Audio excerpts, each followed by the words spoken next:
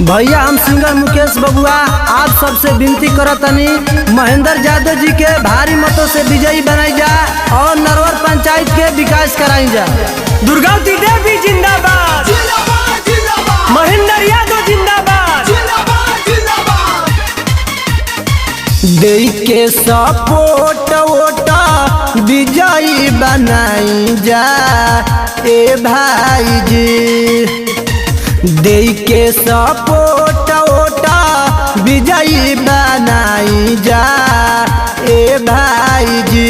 मुखिया इन्हीं के बनाई जा ए भाई जी। मुखिया इन्हीं के जिताई जा ए भाई जी।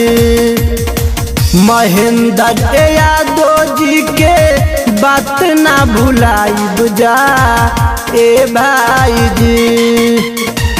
महेंद्र यादव जी के बात ना भुलाई जा ए भाई जी।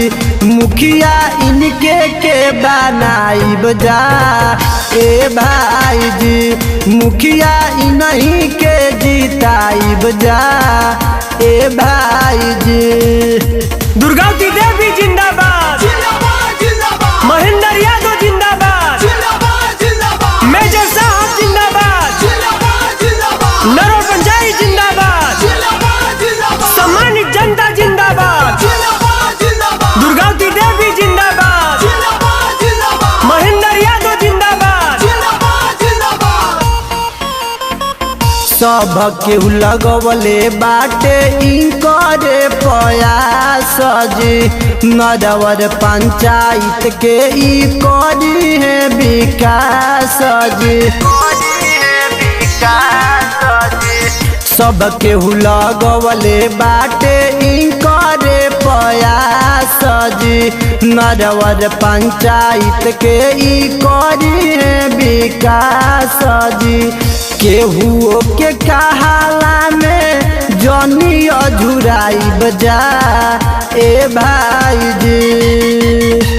केहू के कहाला में जनी अझुराई बजा ए भाई जी।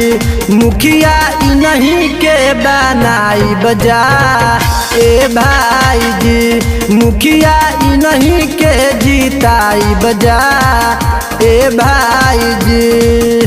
दुर्गावती देवी जिंदाबाद, महेंद्र यादव जिंदाबाद, मेजर साहब जिंदाबाद, नरवर पंचायत जिंदाबाद, सम्मानित जनता जिंदाबाद। दुर्गावती देवी जिंदाबाद। धनुज मुकेश के बात पकड़ब जा विचार जी। मांग तारे वोट दूनो हाथावा पसार जी। धनुज मुकेश के बात पकड़ब जा विचार जी। मांग तारे वोट दूनो हाथावा पसार जी।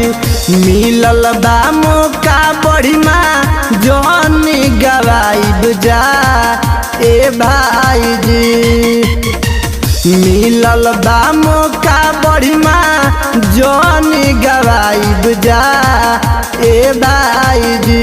मुखिया इन्हीं के बनाई बजा ए भाई जी। मुखिया इन्हीं के जिताई बजा ए भाई जी।